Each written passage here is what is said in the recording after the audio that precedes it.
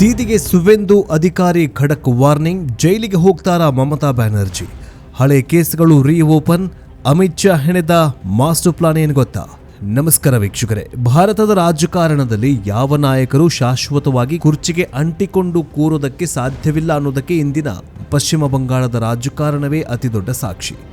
ದಶಕಗಳ ಕಾಲ ಬಂಗಾಳವನ್ನ ತನ್ನ ಕಪಿಮುಷ್ಟಿಯಲ್ಲಿ ಇಟ್ಟುಕೊಂಡು ಕೇಂದ್ರ ಸರ್ಕಾರದ ತನಿಖಾ ಸಂಸ್ಥೆಗಳಿಗೆ ಸವಾಲು ಹಾಕ್ತಾ ಇದ್ದ ಟಿಎಂಸಿ ನಾಯಕಿ ಮಮತಾ ಬ್ಯಾನರ್ಜಿ ಅವರ ಅಹಂಕಾರದ ಆಟ ಈಗ ಸಂಪೂರ್ಣವಾಗಿ ಅಂತ್ಯವಾಗಿದೆ. ಮುಖ್ಯಮಂತ್ರಿ ಕುರ್ಚಿಯನ್ನ ಕಳೆದುಕೊಂಡಿರುವ ಮಮತಾ ಬ್ಯಾನರ್ಜಿ ಅವರು ಇಂದು ಕೇವಲ ಒಬ್ಬ ಸಾಮಾನ್ಯ ವಿರೋಧ ಪಕ್ಷದ ನಾಯಕಿಯಾಗಿ ಮೂಲೆ ಗುಂಪಾಗಿದ್ದಾರೆ. ಮಮತಾ ಬ್ಯಾನರ್ಜಿ ಅವರ ಜಾಗದಲ್ಲಿ ಈಗ ಬಿಜೆಪಿಯ ಬಲಿಷ್ಠ ನಾಯಕ ಸುವೇಂದು ಅಧಿಕಾರಿ ಅವರು ಸಿಎಂ ಕುರ್ಚಿಯಲ್ಲಿ ಗತ್ತಿನಿಂದ ಕೂತಿದ್ದಾರೆ. ಆದರೆ ಅಸಲಿ ಆಟ ಶುರುವಾಗೋದೇ ಈಗ. ಅಧಿಕಾರ ಇದ್ದಾಗ ಮಮತಾ ಬ್ಯಾನರ್ಜಿ ಅವರು ಮಾಡಿದ್ದ ಆಟಗಳೆಲ್ಲವೂ ಈಗ ಅವರಿಗೇ ತಿರುಗುಬಾಣವಾಗ್ತಾ ಇದೆ. ಬಂಗಾಳದ ಹೊಸ ಮುಖ್ಯಮಂತ್ರಿ ಸುವೇಂದು ಅಧಿಕಾರಿಯವರು ಬೇಕಿದ್ರೆ ನಿಮ್ಮನ್ನ ನಿಮ್ಮ ಮನೆಯಲ್ಲಿಯೇ ಕೂಡಿ ಹಾಕ್ತೇನೆ ಅಂತ ಮಾಜಿ ಸಿಎಂ ಮಮತಾ ಬ್ಯಾನರ್ಜಿ ಅವರಿಗೆ ನೇರವಾಗಿ ವಾರ್ನಿಂಗ್ ಕೊಟ್ಟಿದ್ದಾರೆ ಸುವೇಂದು ಅಧಿಕಾರಿ. ಇನ್ನೊಂದು ಕಡೆ ಗೃಹ ಸಚಿವ ಅಮಿತ್ ಶಾ ಅವರು ದೀದಿಯ ಹಳೆ ಹಗರಣಗಳನ್ನೆಲ್ಲ ಮತ್ತೆ ರೀಓಪನ್ ಮಾಡಿಸಿ ಅವರನ್ನ ಜೈಲಿಗೆ ಕಳುಹಿಸೋದಕ್ಕೆ ಭಾರಿ ದೊಡ್ಡ ಚಕ್ರವ್ಯೂಹವನ್ನು ಹೆಣೆದಿದ್ದಾರೆ ಎನ್ನುವ ಆಘಾತಕಾರಿ ಸತ್ಯ ಈಗ ರಾಜಕೀಯ ಮೊಗಸಾಲೆಯಲ್ಲಿ ಭಾರಿ ದೊಡ್ಡ ಸಂಚಲನ ಸೃಷ್ಟಿ ಮಾಡಿದೆ.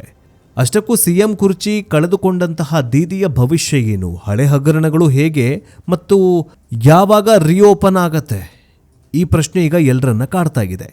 ವೀಕ್ಷಕರೇ, ಕೋಲ್ಕತ್ತಾದ ರಾಜಕೀಯ ಕಾರಿಡಾರ್ಗಳಿಂದ ಹೊರಬಿದ್ದಿರುವ ಬಿಗ್ ಬ್ರೇಕಿಂಗ್ ರಿಪೋರ್ಟ್ ಅಂತಂದರೆ, ಒಂದು ಕಾಲದಲ್ಲಿ ಪೊಲೀಸರನ್ನ ಬಳಸಿಕೊಂಡು ಸಿಬಿಐ ಅಧಿಕಾರಿಗಳನ್ನು ತಡೀತಾ ಇದ್ದಂತಹ ಅಥವಾ ಅರೆಸ್ಟ್ ಮಾಡ್ತಾ ಇದ್ದಂತಹ ಮಮತಾ ಬ್ಯಾನರ್ಜಿ ಅವರು ಇದೀಗ ಅದೇ ಪೊಲೀಸರ ಕಣ್ಗಾವಲಿನಲ್ಲಿ ಕಟಕಟೆಯಲ್ಲಿ ನಿಲ್ಲುವ ಸಮಯ ಬಂದಿರುವ ರೋಚಕ ವಾಸ್ತವ. ಅಷ್ಟಕ್ಕೂ ಈ ಹೊಸ ಸಿಎಂ ಸುವೇಂದು ಅಧಿಕಾರಿ ಅವರು ಮಮತಾ ಬ್ಯಾನರ್ಜಿ ಅವರನ್ನು ಮನೆಯಲ್ಲೇ ಬಂಧಿಸಿಡುವ ಬೆದರಿಕೆ ಹಾಕಿದ್ಯಾಕೆ? ಇದಕ್ಕೆ ಪ್ರತಿಯಾಗಿ ಮಮತಾ ಬ್ಯಾನರ್ಜಿ ಅವರು ಇದೊಂದು ಅಪಾಯಕಾರಿ ಸರ್ವಾಧಿಕಾರ ಅಂತ ಆಕ್ರೋಶ ಹೊರಹಾಕಿದ್ಯಾಕೆ? ಟಿಎಂಸಿ ಸರ್ಕಾರದ ಅವಧಿಯಲ್ಲಿ ನಡೆದಿದ್ದ ಶಿಕ್ಷಕರ ನೇಮಕಾತಿ ಮತ್ತು ಅಂಫಾನ್ ಹಗರಣದ ಕಡತಗಳನ್ನು ಅಮಿತ್ ಶಾ ಅವರು ಮತ್ತೆ ರೀಓಪನ್ ಮಾಡ್ತಾ ಇರೋದು ಯಾಕೆ? ಮತ್ತು ಎಲ್ಲದಕ್ಕಿಂತ ಮುಖ್ಯವಾಗಿ ಮಮತಾ ಬ್ಯಾನರ್ಜಿ ಮತ್ತು ಅವರ ಸೋದರಳಿಯ ಅಭಿಷೇಕ್ ಬ್ಯಾನರ್ಜಿ ಅವರನ್ನು ಜೈಲಿಗೆ ಕಳುಹಿಸೋದಕ್ಕೆ ಬಳಕೆಯಾಗ್ತಾ ಇರುವ ಆ ಬ್ರಹ್ಮಾಸ್ತ್ರ ಹೆಂಗಿದೆ?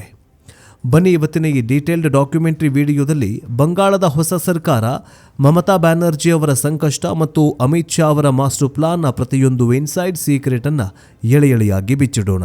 ಈ ಮಾಹಿತಿಯನ್ನು ಪ್ರತಿಯೊಬ್ಬ ಜವಾಬ್ದಾರಿಯುತ ಭಾರತೀಯನು ತಿಳಿದುಕೊಳ್ಳಬೇಕು. ಹೀಗಾಗಿ ವಿಡಿಯೋವನ್ನು ಎಲ್ಲೂ ಕೂಡ ಸ್ಕಿಪ್ ಮಾಡದೆ ಕೊನೆವರೆಗೂ ವೀಕ್ಷಿಸಿ. ಸಿಎಂ ಕುರ್ಚಿಯಲ್ಲಿ ಸುವೇಂದು, ಮನೆ ಕಾವಲಿನ ಖಡಕ್ ವಾರ್ನಿಂಗ್.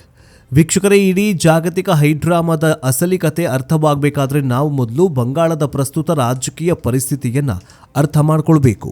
ಇಷ್ಟು ದಿನ ವಿರೋಧ ಪಕ್ಷದ ನಾಯಕರಾಗಿದ್ದಂತಹ ಸುವೇಂದು ಅಧಿಕಾರಿಯವರು ಇದೀಗ ರಾಜ್ಯದ ಮುಖ್ಯಮಂತ್ರಿಯಾಗಿದ್ದಾರೆ. ರಾಜ್ಯದ ಇಡೀ ಆಡಳಿತ ಯಂತ್ರ ಮತ್ತು ಪೊಲೀಸ್ ವ್ಯವಸ್ಥೆ ಈಗ ಬಿಜೆಪಿ ಸರ್ಕಾರದ ಕಂಟ್ರೋಲ್ನಲ್ಲಿದೆ. ಅಧಿಕಾರ ಕಳೆದುಕೊಂಡಿರುವ ಮಮತಾ ಬ್ಯಾನರ್ಜಿ ಅವರು ಸರ್ಕಾರದ ವಿರುದ್ಧ ರಸ್ತೆಗಿಳಿದು ಹೋರಾಟ ಮಾಡೋದಕ್ಕೆ ಪ್ರಯತ್ನ ಮಾಡ್ತಿದ್ದಾರೆ. ಈ ಸಂದರ್ಭದಲ್ಲಿ ಸಿಎಂ ಸುವೇಂದು ಅಧಿಕಾರಿ ಒಂದು ಭಾರಿ ಖಡಕ್ ವಾರ್ನಿಂಗ್ ಕೊಟ್ಟಿದ್ದಾರೆ. ಮಮತಾ ಬ್ಯಾನರ್ಜಿ ಅವರೇ, ನೀವು ಕಾನೂನು ಸುವ್ಯವಸ್ಥೆಯನ್ನು ಹಾಳು ಮಾಡೋದಕ್ಕೆ ಪ್ರಯತ್ನ ಮಾಡಿದ್ರೆ ನಿಮ್ಮ ಮನೆಯಿಂದ ಹೊರಬರದಂತೆ ಮನೆಯಲ್ಲೇ ಬಂಧಿಸಿಡ್ತೇವೆ ಅಂತ ನೇರವಾಗಿ ಬೆದರಿಕೆ ಹಾಕಿದ್ದಾರಂತೆ. ಒಂದು ಕಾಲದಲ್ಲಿ ಸುವೇಂದು ಅಧಿಕಾರಿಯವರು ಮಮತಾ ಬ್ಯಾನರ್ಜಿ ಅವರ ಬಲಗೈ ಬಂಟರಾಗಿದ್ದರು. ಹೀಗಾಗಿ ದೀದಿಯ ಪ್ರತಿಯೊಂದು ವೀಕ್ನೆಸ್ ಕೂಡ ಹೊಸ ಮುಖ್ಯಮಂತ್ರಿಗೆ ಕರಗತವಾಗಿದೆ. ತಮ್ಮ ಬಳಿ ಈಗ ಪೊಲೀಸ್ ಪವರ್ ಇರೋದ್ರಿಂದ ದೀದಿಯ ಅಹಂಕಾರವನ್ನು ಮುರಿಯೋದಕ್ಕೆ ಸುವೇಂದು ಅಧಿಕಾರಿ ಹೊಸ ಅಸ್ತ್ರವನ್ನು ಪ್ರಯೋಗಿಸುತ್ತಿದ್ದಾರೆ. ದೀದಿಯ ಆಕ್ರೋಶ, ಸರ್ವಾಧಿಕಾರದ ಕೂಗು. ಸಿಎಂ ಸುವೇಂದು ಅಧಿಕಾರಿ ಅವರ ಈ ಹೇಳಿಕೆ ಹೊರಬರ್ತಾ ಇದ್ದಂತೆ ಮಮತಾ ಬ್ಯಾನರ್ಜಿ ಅವರು ಗಾಯಗೊಂಡ ಹುಲಿಯಂತೆ ಅಕ್ಷರಶಃ ಸಿಡಿದೆದ್ದಿದ್ದಾರೆ. ತಕ್ಷಣವೇ ಮಾಧ್ಯಮಗಳು ಮುಂದೆ ಬಂದು, ಇದು ಕೇವಲ ನನಗಾದಂತಹ ಅವಮಾನವಲ್ಲ, ಇದು ಪ್ರಜಾಪ್ರಭುತ್ವದಕ್ಕೆ ಆದಂತಹ ಅಪಮಾನ ಅಂತ ಗುಡುಗಿದ್ದಾರೆ. ಒಬ್ಬ ಮಾಜಿ ಮುಖ್ಯಮಂತ್ರಿಯನ್ನ ಮನೆಯಲ್ಲೇ ಕೂಡಿ ಹಾಕ್ತೇನೆ ಅಂತ ಹೇಳೋದು ಪ್ರಜಾಪ್ರಭುತ್ವದಲ್ಲಿ ಒಂದು ಅತ್ಯಂತ ಅಪಾಯಕಾರಿ ಸರ್ವಾಧಿಕಾರದ ಕ್ಷಣ ಅಂತ ದೀದಿ ಆಕ್ರೋಶ ವ್ಯಕ್ತಪಡಿಸುತ್ತಿದ್ದಾರೆ. ಹೊಸದಾಗಿ ಅಧಿಕಾರಕ್ಕೆ ಬಂದಿರುವ ಬಿಜೆಪಿ ಸರ್ಕಾರ ತನ್ನ ಅಧಿಕಾರವನ್ನು ಬಳಸಿಕೊಂಡು ವಿಪಕ್ಷದ ನಾಯಕರ ಧ್ವನಿಯನ್ನ ಹತ್ತಿಕ್ತಾ ಇದೆ ಅಂತ ಇಡೀ ದೇಶದ ಗಮನ ಸೆಳೆಯುವ ಪ್ರಯತ್ನ ದೀದಿ ಮಾಡ್ತಿದ್ದಾರೆ. ನೀವು ನಮ್ಮನ್ನ ಜೈಲಿಗೆ ಹಾಕಬಹುದು, ಮನೆಯಲ್ಲೇ ಕೂಡಿ ಹಾಕಬಹುದು, ಆದರೆ ನನ್ನ ಹೋರಾಟವನ್ನು ನಾನು ಮಾತ್ರ ಯಾವತ್ತೂ ನಿಲ್ಲಿಸೋದಕ್ಕೆ ಸಾಧ್ಯ ಇಲ್ಲ ಅಂತ ತಿರುಗೇಟನ್ನ ದೀದಿ ಕೊಟ್ಟಿದ್ದಾರೆ. ಆದರೆ ಅಧಿಕಾರವಿಲ್ಲದ ದೀದಿಯ ಮಾತುಗಳಿಗೆ ಈಗ ಮೊದಲಿನಷ್ಟು ಶಕ್ತಿ ಉಳಿದಿಲ್ಲ ಅನ್ನೋದು ಕಟು ಸತ್ಯ. Amit Shah big master plan, ಸಿಬಿಐಗೆ ಫುಲ್ ಪವರ್. ಈಗ ಮಮತಾ ಬ್ಯಾನರ್ಜಿ ಅವರು ಅಧಿಕಾರ ಕಳೆದುಕೊಂಡಿರೋದು ಕೇವಲ ರಾಜ್ಯ ಮಟ್ಟದ ರಾಜಕೀಯದಲ್ಲ, ಇದರ ಅಸಲಿ ಆಟ ನಡೀತಾ ಇರೋದು ದೆಹಲಿಯಲ್ಲೂ ಕೂಡ. ಗೃಹ ಸಚಿವ ಅಮಿತ್ ಶಾ ಅವರು ತಮ್ಮ ಅಸಲಿ ಆಟವನ್ನು ಈಗ ಶುರು ಮಾಡಿದ್ದಾರೆ. ಮಮತಾ ಬ್ಯಾನರ್ಜಿ ಅವರು ಮುಖ್ಯಮಂತ್ರಿಯಾಗಿದ್ದಾಗ ಕೇಂದ್ರದ ತನಿಖಾ ಸಂಸ್ಥೆಗಳಾದ ಸಿಬಿಐ ಮತ್ತು ಇಡಿ ಅಧಿಕಾರಿಗಳು ಕೋಲ್ಕತ್ತಾಗೆ ಬಂದರೆ ರಾಜ್ಯದ ಪೊಲೀಸರನ್ನು ಬಿಟ್ಟು ಆ ಅಧಿಕಾರಿಗಳನ್ನೇ ಬಂಧಿಸುವ ಯತ್ನ ಮಾಡ್ತಾ ಇದ್ರು. ತನಿಖೆಗೆ ಬೇಕಾದ ಯಾವುದೇ ದಾಖಲೆಗಳನ್ನು ರಾಜ್ಯ ಸರ್ಕಾರ ಕೊಡ್ತಾ ಇರಲಿಲ್ಲ. ಆದ್ರೀಗ ಪರಿಸ್ಥಿತಿ ಸಂಪೂರ್ಣವಾಗಿ ಉಲ್ಟಾ ಆಗಿದೆ. ರಾಜ್ಯದ ಆಡಳಿತ ಮತ್ತು ರಾಜ್ಯದ ಪೊಲೀಸರು ಇದೀಗ ನೇರವಾಗಿ ಮುಖ್ಯಮಂತ್ರಿ ಸುಬೇಂದು ಅಧಿಕಾರಿಯವರ ಕಂಟ್ರೋಲ್ನಲ್ಲಿದ್ದಾರೆ.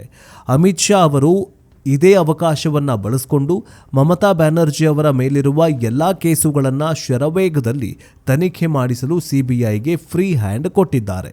ಈಗ ಕೇಂದ್ರದ ಅಧಿಕಾರಿಗಳು ತನಿಖೆ ಮಾಡಿಸೋದಕ್ಕೆ ಬಂದರೆ ಅಥವಾ ತನಿಖೆ ಮಾಡೋದಕ್ಕೆ, ಇನ್ವೆಸ್ಟಿಗೇಷನ್ ಮಾಡೋದಕ್ಕೆ ಬಂದರೆ ರಾಜ್ಯದ ಪೊಲೀಸರು ಅವರನ್ನು ತಡೆಯೋದಿಲ್ಲ. ಬದಲಾಗಿ ಅವರಿಗೆ ಸಂಪೂರ್ಣ ಭದ್ರತೆ ಮತ್ತು ಸಹಕಾರ ಒದಗುತ್ತಾಗಿದೆ. ಇದು ಮಮತಾ ಬ್ಯಾನರ್ಜಿ ಮತ್ತು ಟಿಎಂಸಿ ನಾಯಕರಿಗೆ ಅಕ್ಷರಶಃ ನಿದ್ದೆಗೆಡಿಸುವಂತೆ ಮಾಡಿದೆ. ಹಳೆ ಕಡತಗಳು ಓಪನ್, ಹಳೆ ಹಗರಣಗಳ ಮರು ತನಿಖೆ. ಮುಖ್ಯಮಂತ್ರಿಯಾಗಿ ಅಧಿಕಾರ ಸ್ವೀಕರಿಸಿದ್ದ ಸುಬೇಂದು ಅಧಿಕಾರಿಯವರು 100 ದಿನ ಕಳೆದು ಹೋಯಿತು. ಆದರೆ ಮುಂದಿನ ಈಗೆಲ್ಲ ದೊಡ್ಡ ದೊಡ್ಡ ಬಂಗಾಳದಲ್ಲಿರುವಂತಹ ಮಾಫಿಯಾಕೋರರು ಈ ಅಕ್ರಮ ವಲಸಿಗರನ್ನು ಒದ್ದು ಹೊರಗೆ ಹಾಕಿದ್ದಾರೆ. ಇದರ ನೆಕ್ಸ್ಟ್ ಪಾರ್ಟ್ ಇನ್ನು 100 ದಿನಗಳವರೆಗೆ ಟಿಎಂಸಿ ಆಡಳಿತದಲ್ಲಿ ನಡೆದಂತಹ ಭಾರಿ ದೊಡ್ಡ ಹಗರಣಗಳ ಕಡತಗಳನ್ನು ಮತ್ತೆ ರಿಓಪನ್ ಮಾಡೋದು ಅವರ ನೆಕ್ಸ್ಟ್ ಟಾರ್ಗೆಟ್ ಆಗಿದೆ.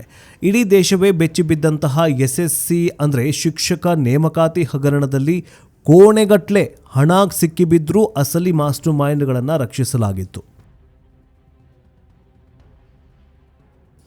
ಈಗ ಆ ಹಗರಣದ ಕಂಪ್ಲೀಟ್ ಫೈಲ್ಗಳು ಸಿಬಿಐ ಕೈ ಸೇರಿವೆ.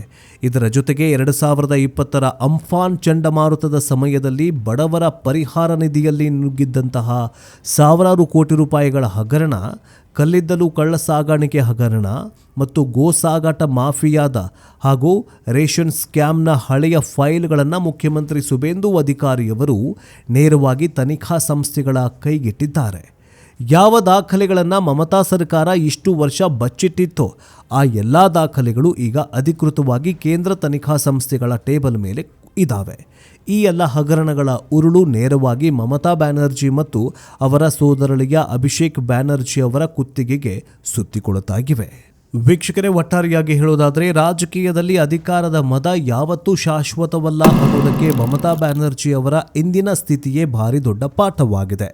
ಕೇಂದ್ರ ಸರ್ಕಾರದ ಜೊತೆ ಅನಗತ್ಯವಾಗಿ ಸಂಘರ್ಷಕ್ಕೆ ಇಳಿದು ಭ್ರಷ್ಟಾಚಾರವನ್ನು ಪೋಷಿಸಿದ ಕರ್ಮ ಫಲವನ್ನು ಟಿಎಂಸಿ ನಾಯಕರು ಈಗ ಅನುಭವಿಸುತ್ತಿದ್ದಾರೆ. ಬಿಜೆಪಿ ಮತ್ತು ಅಮಿತ್ ಶಾ ಅವರು ಸೇಡಿನ ರಾಜಕಾರಣ ಮಾಡೋದಿಲ್ಲ, ಬದಲಾಗಿ ಕಾನೂನಿನ ಚೌಕಟ್ಟಿನಲ್ಲಿಯೇ ಭ್ರಷ್ಟರಿಗೆ ತಕ್ಕ ಪಾಠ ಕಲಿಸ್ತಾರೆ ಎನ್ನುವುದನ್ನು ಬಂಗಾಳದಲ್ಲಿ ಸಾಬೀತು ಮಾಡ್ತಿದ್ದಾರೆ. ಅಧಿಕಾರ ಮತ್ತು ಪೊಲೀಸರ ಬೆಂಬಲ ಇಲ್ಲದ ಟಿಎಂಸಿ ಪಕ್ಷವು ದಿನೇ ದಿನೇ ಸೊರಗತಾಗಿದೆ. ಮುಂಬರುವ ದಿನಗಳಲ್ಲಿ ಹಗರಣಗಳ ತನಿಖೆ ಚುರುಕುಗೊಂಡ್ರೆ ಮಮತಾ ಬ್ಯಾನರ್ಜಿ ಮತ್ತು ಅವರ ಆಪ್ತ ಮಂತ್ರಿಗಳು ಹಾಗೂ ಸೋದರಳಿಯ ಜೈಲಿನ ಕಂಬಿ ಎಣಿಸುವ ದೃಶ್ಯಗಳನ್ನು ಇಡೀ ದೇಶ ನೋಡುವ ಕಾಲ ಬಹಳ ದೂರ ಇಲ್ಲ.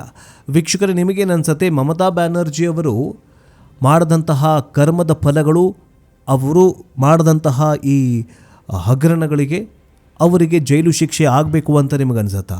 ಅಮಿತ್ ಶಾ ಅವರು ಸೇಡಿನ ರಾಜಕಾರಣ ಮಾಡ್ತಿದ್ದಾರೆ ಅಂತ ನಿಮಗನ್ಸತ್ತಾ? ಯಾರು ತಪ್ಪು ಮಾಡಿದ್ದಾರೆ ಅವರ ವಿರುದ್ಧ ಸೇಡು ತೀರಿಸ್ಕೊಳ್ಳೋದು, ಅಂದರೆ ಅವರ ವಿರುದ್ಧ ಕ್ರಮ ಕೈಗೊಳ್ಳಬೇಕಾಗಿರುವಂತಹ ಕಾರ್ಯವನ್ನು ಅಮಿತ್ ಶಾ ಅವರು ಮಾಡ್ತಿದ್ದಾರಾ? ನಿಮ್ಮ ಅತ್ಯಂತ ನಿಖರವಾದ ಮತ್ತು ಪ್ರಾಮಾಣಿಕವಾದ ಅನಿಸಿಕೆಗಳನ್ನು ಕಮೆಂಟ್ ಬಾಕ್ಸ್ನಲ್ಲಿ ತಿಳಿಸಿ, ಮುಕ್ತವಾಗಿ ಚರ್ಚೆ ಮಾಡೋಣ.